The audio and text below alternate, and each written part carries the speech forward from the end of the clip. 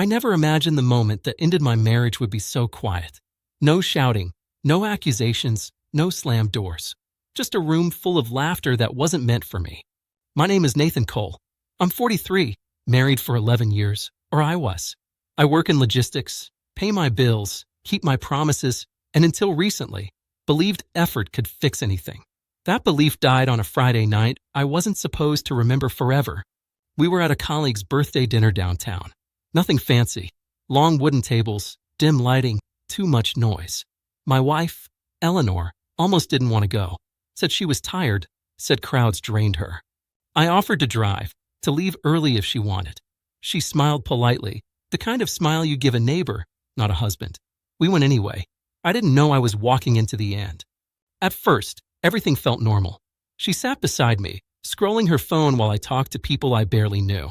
Then Marcus arrived. Tall, relaxed, effortless in a way some men are without trying. He worked in her department. I'd heard the name before, usually followed by, "He's harmless." When he pulled out the chair across from us, Eleanor looked up and something in her face changed. It was subtle, a spark. Her shoulders loosened. She laughed, genuinely, not the practiced sound I'd grown used to. Marcus told a story about a failed presentation, and she leaned forward like every word mattered. I watched her eyes track his movements, watched her forget I was sitting right there. I tried joining the conversation once, made a small joke. She didn't hear me. That was when it hit. Not like a punch, more like a slow sinking. I realized she hadn't laughed like that with me in years. Not during holidays. Not on vacations. Not even on our anniversary. I remembered how often she said she was tired, stressed, not in the mood. How affection had become conditional, then rare, then non-existent. I told myself it was normal. Marriage seasons, life pressure, all the things men are told to accept quietly. I excused myself to the bar, stood there pretending to read the menu while watching them in the reflection behind the bottles. She touched his arm when she laughed. A casual, unconscious gesture, the kind that comes from comfort, not obligation. He leaned closer, not crossing a line, but close enough to suggest one existed. I felt invisible, not betrayed yet, just unnecessary. When I came back, she didn't ask where I'd gone. Marcus asked if I wanted a drink. Polite, neutral. I nodded. Eleanor was still smiling, still alive in a way I hadn't seen at home. That was the moment clarity settled in. She wasn't broken. She wasn't exhausted.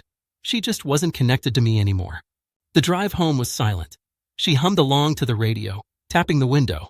I kept my eyes on the road. At a red light, she checked her phone and smiled again. I didn't ask why. I already knew.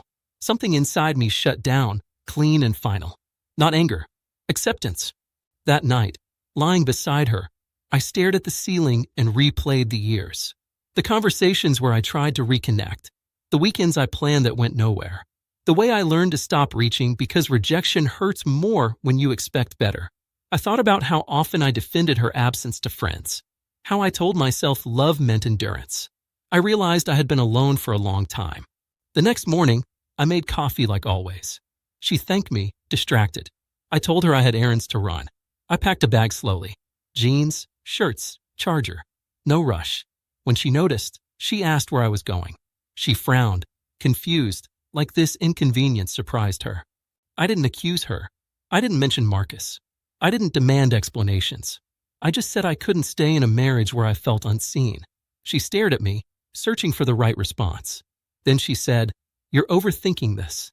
That confirmed everything. I nodded, picked up my bag, and walked out. Driving away felt unreal.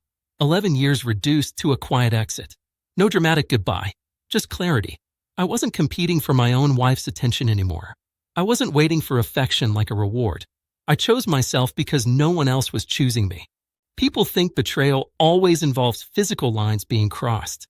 Sometimes it's watching the person you love light up for someone else while you slowly fade into the background. I didn't leave because of another man. I left because I finally saw the truth. Love shouldn't make you feel optional. After that, friends asked what happened, expecting drama, some explosive confession. I told them nothing dramatic occurred. That answer confused them. How do you explain absence as a breaking point? How do you describe watching love choose someone else without ever touching them? Weeks passed. Paperwork, conversations, logistical endings. She reached out once, casually, asking if we could talk. I declined. Not out of cruelty, but clarity. I wasn't angry. I was finished. I learned something important through all of it. Silence can be louder than words. Neglect can bruise deeper than betrayal. I started sleeping better, eating better, laughing again, slowly. I noticed how light returned when I stopped waiting to be chosen. Marriage taught me loyalty. Leaving taught me self-respect. I don't hate Eleanor. I don't wish her harm. I simply released her. One day, I might love again, but I'll never stay where I'm tolerated instead of wanted. I walked away quietly because quiet truths don't need noise. This wasn't about pride. It was about survival, about refusing to disappear in plain sight. I didn't lose my marriage. I reclaimed myself.